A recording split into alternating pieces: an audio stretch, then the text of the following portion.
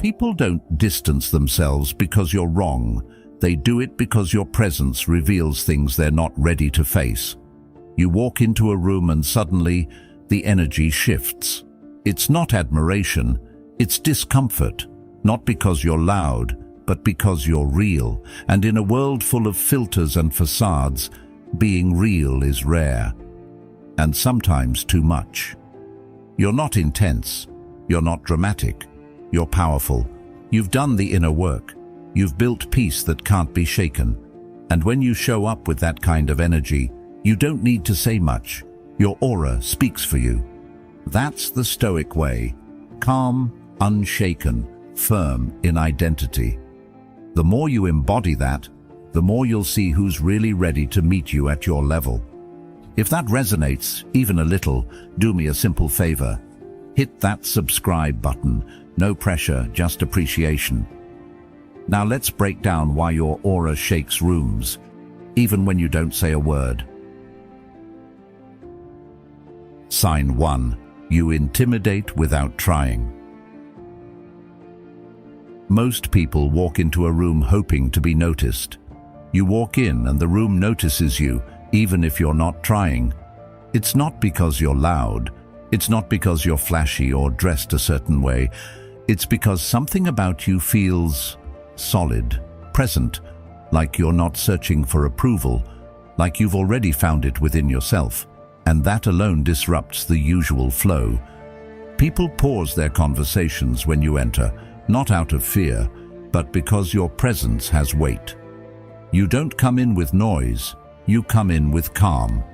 In a world that constantly rewards performance and noise, quiet power can feel unsettling. Marcus Aurelius, the Stoic emperor, once said, "The best revenge is not to be like your enemy." When you choose stillness over reaction, presence over performance, it confuses those who expect you to seek validation the way they do. There's a certain strength in not needing to speak just to fill the air, and you've learned this. Maybe it wasn't always that way.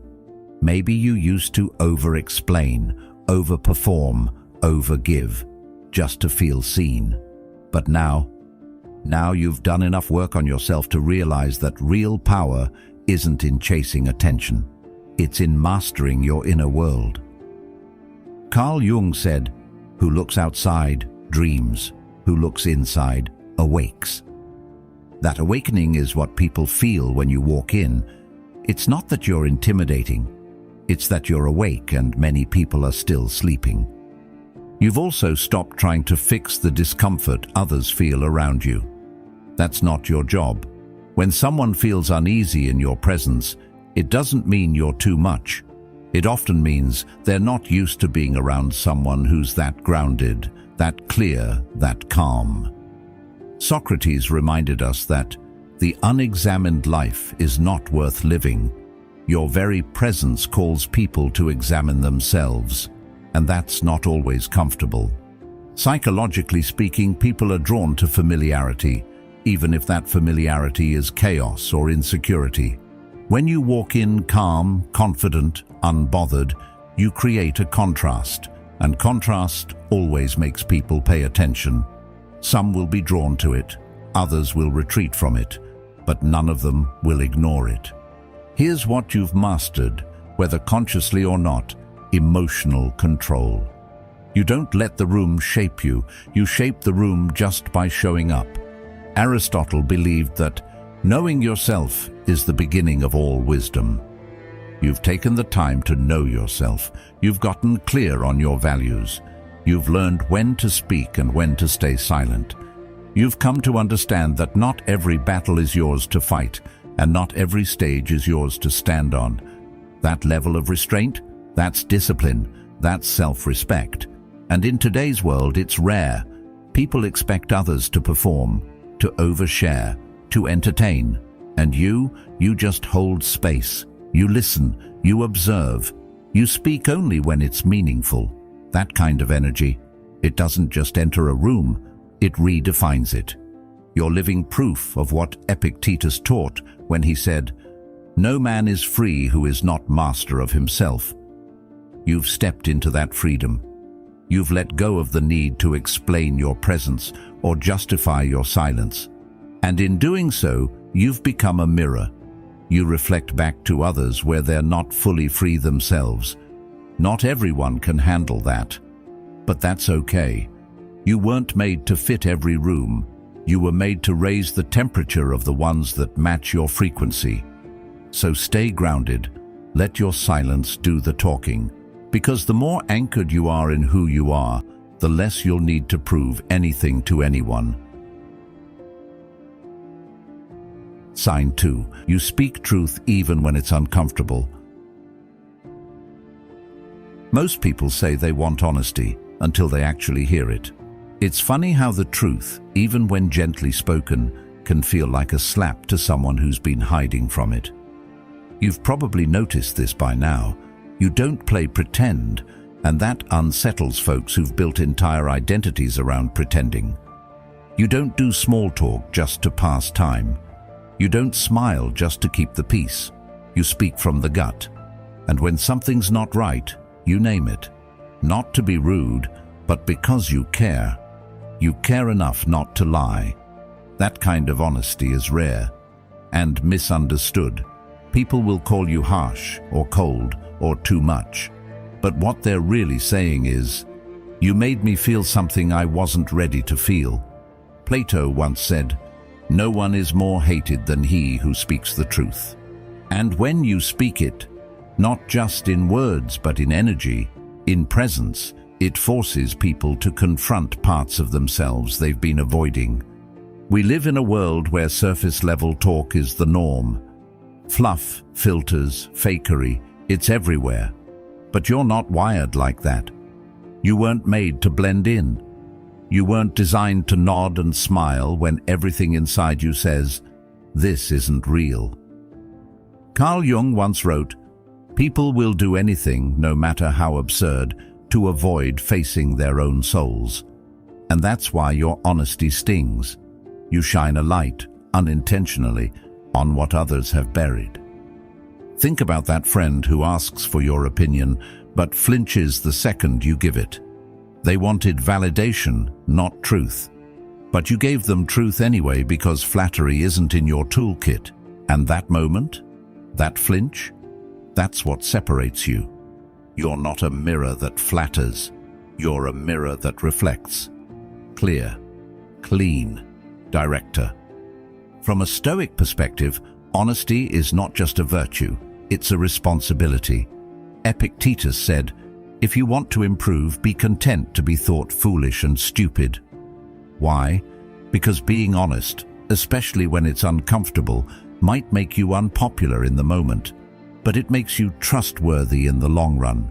You don't need to be liked by everyone. You need to be respected by the right ones. There's also a deeper reason why this hits so hard. When you tell the truth, you create friction, and friction causes growth. Not everyone is ready for that, but the ones who are, they'll remember what you said long after the sting wears off. They'll think about your words when they're alone. They'll circle back, maybe not out loud, but in their minds, realizing that you were the only one who had the courage to be real with them.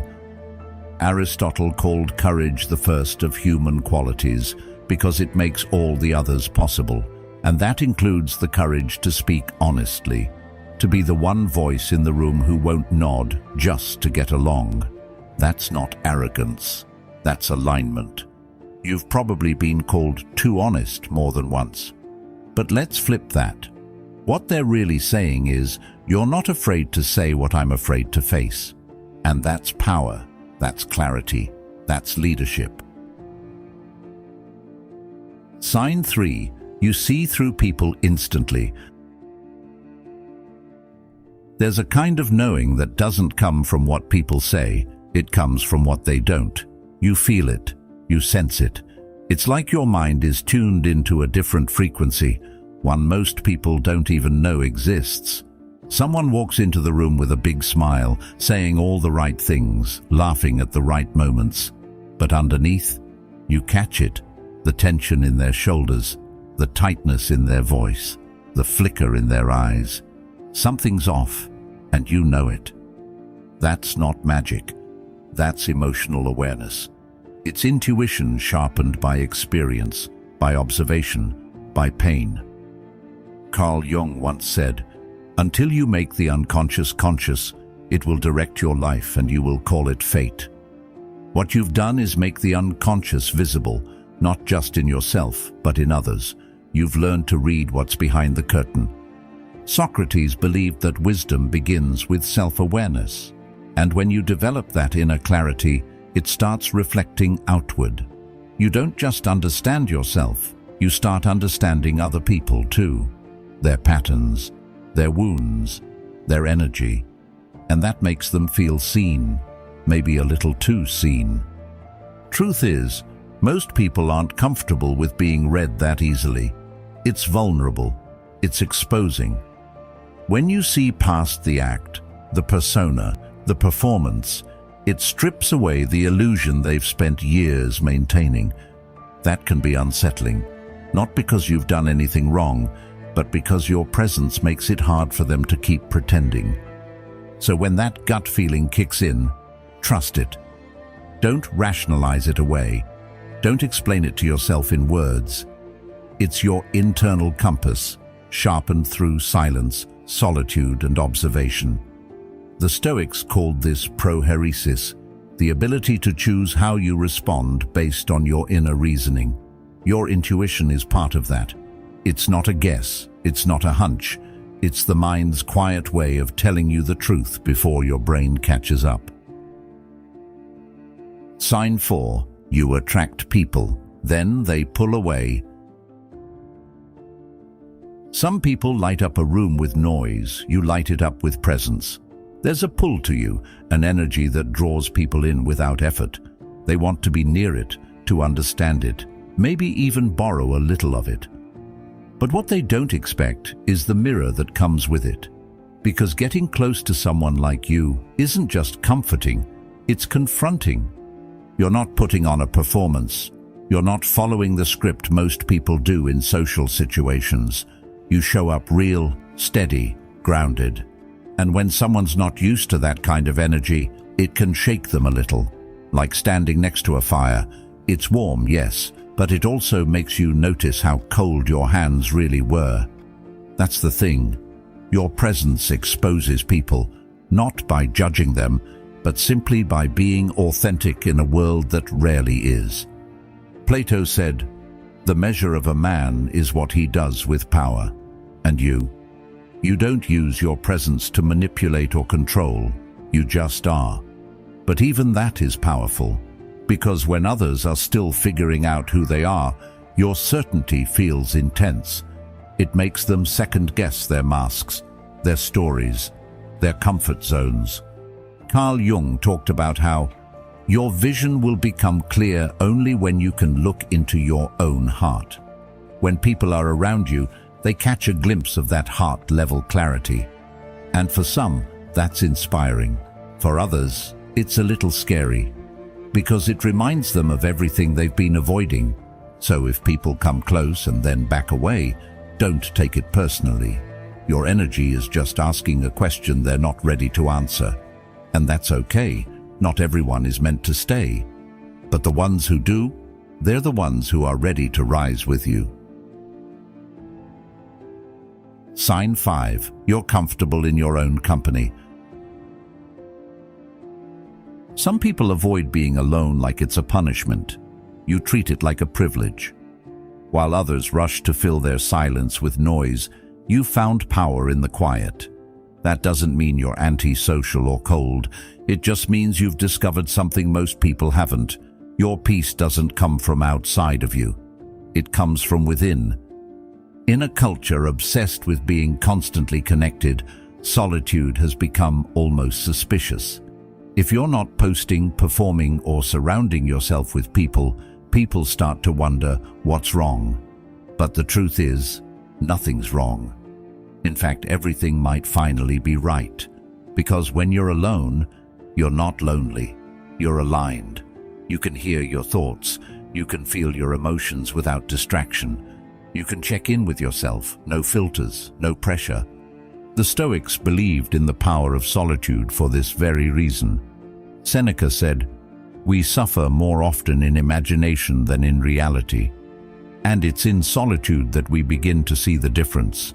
You strip away the projections, the noise, the drama. You get to ask, what's real here?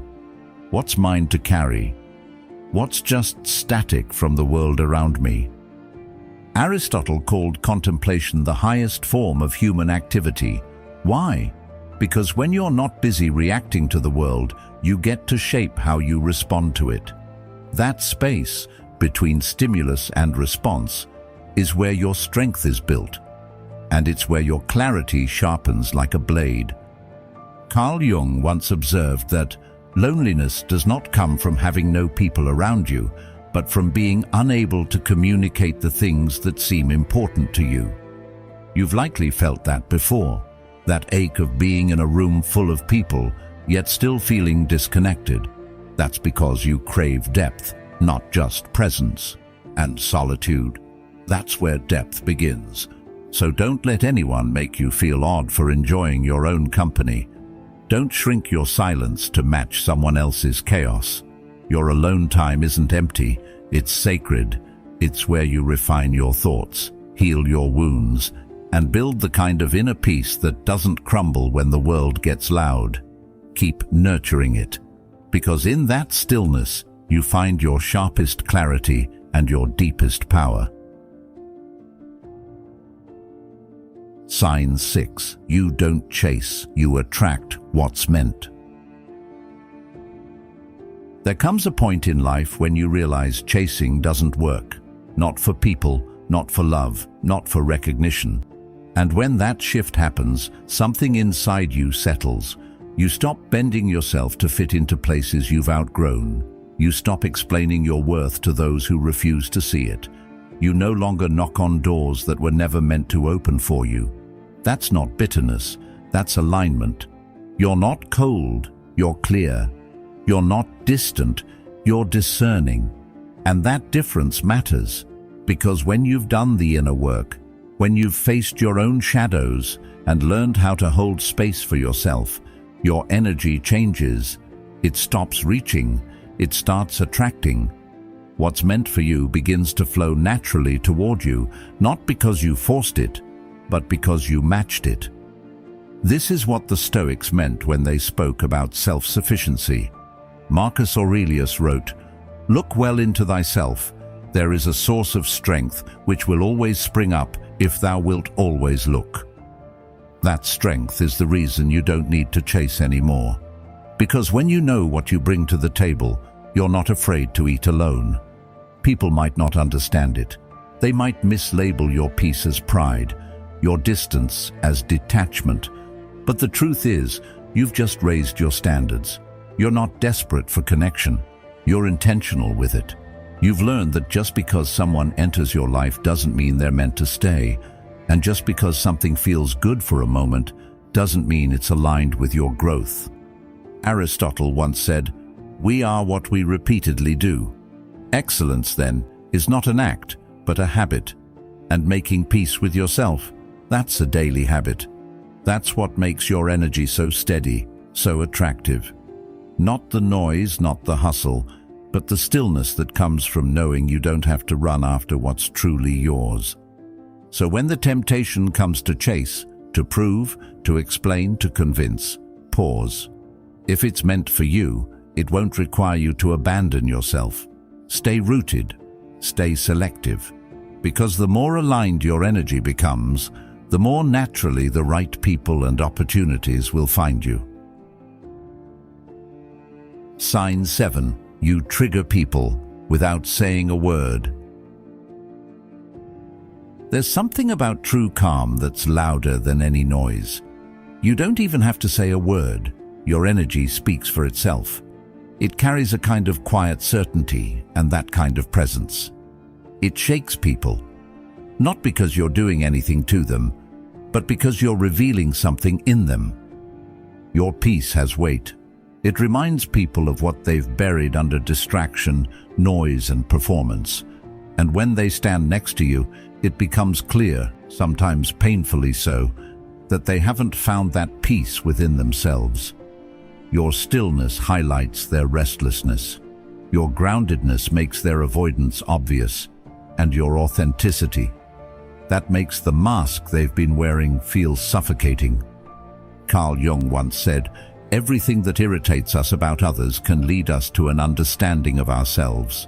So when people react strongly to your presence, when they pull away, criticize or project, it's often not about you at all. It's about the parts of themselves they're not ready to meet. You're not provoking them with judgment. You're just holding up a mirror, and not everyone is ready to look into it. Stoic wisdom reminds us not to take that personally. Epictetus taught, "When someone irritates you, it is your own response that is to blame."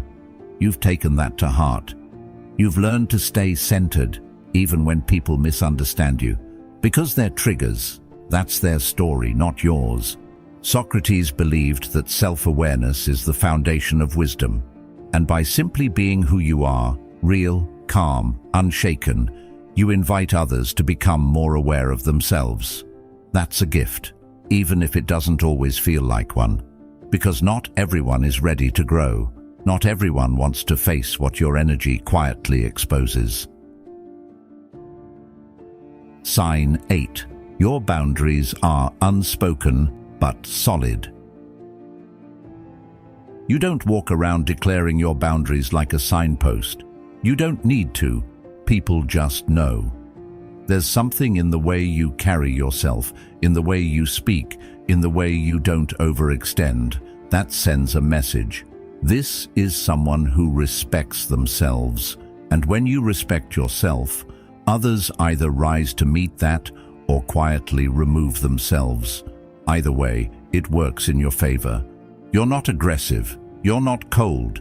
You're simply clear. And in a world full of mixed signals and blurred lines, clarity is intimidating. Most people are used to bending, accommodating, apologizing for having needs. But you've done enough inner work to know where you end and where someone else begins. That's called self-possession, and it's magnetic. The Stoics would call this living in accordance with nature, meaning you've aligned your actions with your values. Marcus Aurelius once said, "Waste no more time arguing what a good man should be. Be one." That's what you're doing when you hold your boundaries, not explaining them, just embodying them. Boundaries, after all, aren't about keeping people out. They're about keeping your energy clear. They're filters, not walls. They don't scream, "Stay away." They whisper, "If you're not aligned, you won't stay." And that filter? It's how you protect your peace. It's how you make sure your space isn't filled with chaos, disrespect, or emotional freeloaders.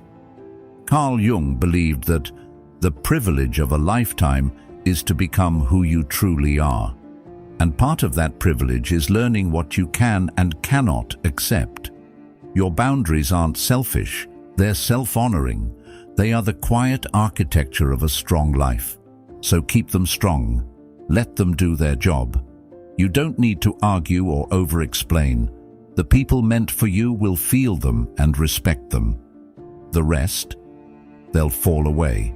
And that's not a loss. That's alignment in action.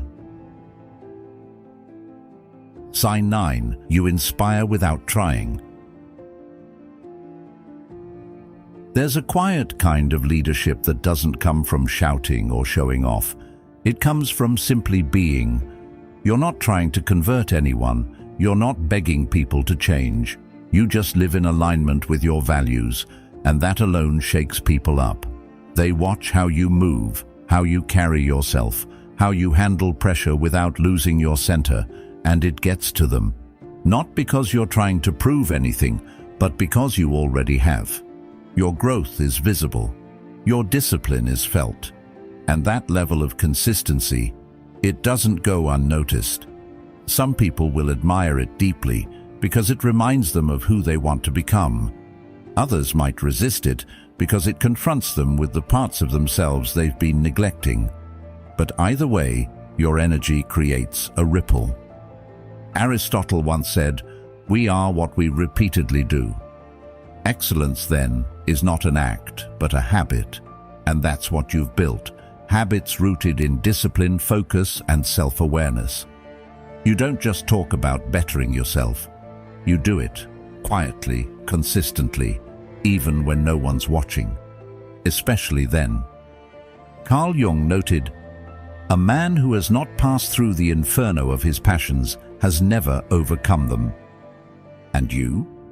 You've walked through that fire. You've faced the hard truths, made the hard choices, and emerged with a kind of self-respect that can't be faked. That kind of presence doesn't need to convince anyone. It speaks for itself. You're not trying to be a role model, but you've become one anyway. Just by being real, just by doing the work, just by not quitting on yourself when things got tough. And here's the truth. The right people, they won't feel threatened by your growth. They'll feel inspired. They'll see your light and use it to ignite their own. So don't dim, don't shrink, don't second-guess the path you're walking just because others haven't found the courage to walk their own. You're not here to lead with noise. You're here to lead by example. Keep doing you. The ones meant to rise with you will. Sign 10. You make silence feel loud. Some people fill every moment with words because silence makes them anxious, but not you. You don't fear the quiet, you own it. There's something powerful about the way you sit with stillness. You don't rush to fill it, don't fumble for the next sentence. You let it breathe, and in doing so, you create space, not just around you, but within others. That space, it's where truth starts to echo. When you're silent, it's not empty, it's charged. People feel it. They sense that you're fully present, even without saying a word. And that presence, it carries weight. Not the heavy kind, but the real kind. The kind that makes others suddenly aware of how much noise they've been using to distract themselves. Carl Jung once said, "Solitude is for me a fount of healing which makes my life worth living." Your silence operates the same way, for yourself and for those around you. It's not just about stepping away from the world.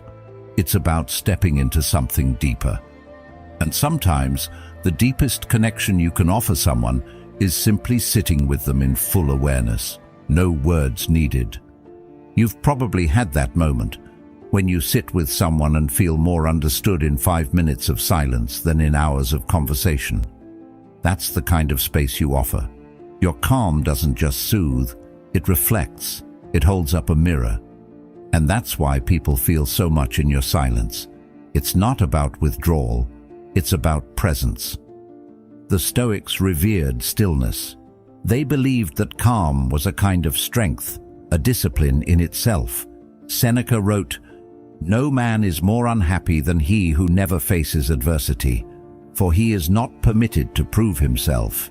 And you've proven yourself, not by shouting your story, but by sitting with it, by letting your stillness speak volumes.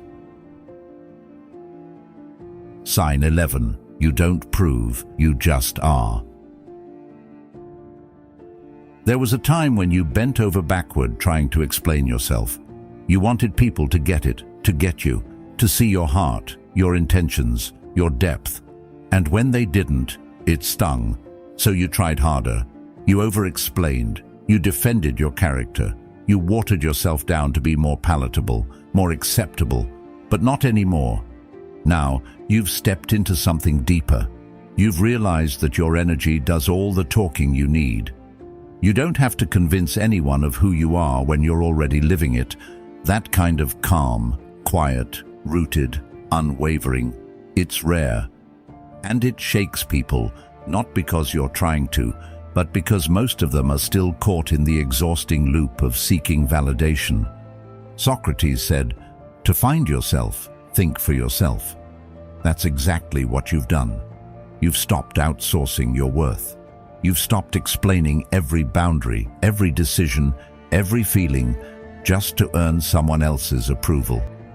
You know who you are, and you trust that the people who need to feel that energy will. No pitch required. Carl Jung put it best. The privilege of a lifetime is to become who you truly are. You've earned that privilege through pain, patience, and persistence. And now that you've become that version of yourself, the one who doesn't chase, doesn't justify, doesn't shrink, you move differently. Your confidence is no longer loud, it's embodied. That's why people feel it before you even say a word. The Stoics taught that we should be indifferent to praise or blame when we're living in integrity. Epictetus reminded us, if you want to improve, be content to be thought foolish and stupid, because truth doesn't always get applause. Sometimes it gets silence, or distance, or criticism, and you've learned to be okay with that. So let others talk. Let them misunderstand. You don't need to explain your piece to people still at war with themselves. You don't need to prove anything. You live it. And that alone speaks louder than words ever could. Sign 12. People project their insecurities onto you. Insecurity has a funny way of twisting the truth. When someone hasn't figured themselves out, when they're still wobbling between masks and mirrors, your confidence doesn't comfort them, it confronts them. You walk in with clarity, calm, and self-respect, and suddenly they feel exposed. Not because you're doing anything wrong, but because your presence highlights everything they haven't resolved within themselves. That's why they may label you arrogant when, in reality, you're just sure of who you are. You're not trying to be better than anyone, you're just not trying to be anything other than yourself. That level of self-possession is rare, and to someone who's never tasted it, it can feel threatening. Carl Jung called this projection the unconscious act of displacing our own unacknowledged feelings onto someone else. He said, everything that irritates us about others can lead us to an understanding of ourselves. When someone throws shade at you without real cause, chances are they're wrestling with their own shadow. You're just the surface it's bouncing off of. You've likely experienced this, the person who says, you think you're better than everyone, when you never implied it. Or the one who accuses you of being distant when you're simply setting boundaries. These aren't reflections of your character, they're reflections of theirs. And once you recognize that, you stop internalizing what was never yours to carry in the first place. The Stoics would urge you to stay rooted in your own reason. Marcus Aurelius wrote, you have power over your mind, not outside events. Realize this, and you will find strength. That strength is exactly what you've built. The ability to stay centered even when others try to pull you into their chaos. Don't shrink. Don't start doubting your truth because someone else hasn't found theirs. Let them have their story. Let them work through their projections. Just don't absorb them. That's not your job. Your job is to keep walking in your peace, your purpose, and your presence. Because what's real doesn't need defending, and what's projected isn't yours to carry. Sign 13. You're not for everyone, and you're finally okay with that. This moment right here, this is the shift. The one where you stop asking, am I too much, and start saying, maybe they were just too little. It's when you stop contorting yourself to fit into spaces that were never built for your truth. You no longer edit your tone, water down your opinions, or shrink your spirit to avoid making others uncomfortable. That's not confidence, it's liberation. You've realized your light isn't meant to be dimmed just because some people haven't adjusted their eyes to brightness. And that's okay, truly.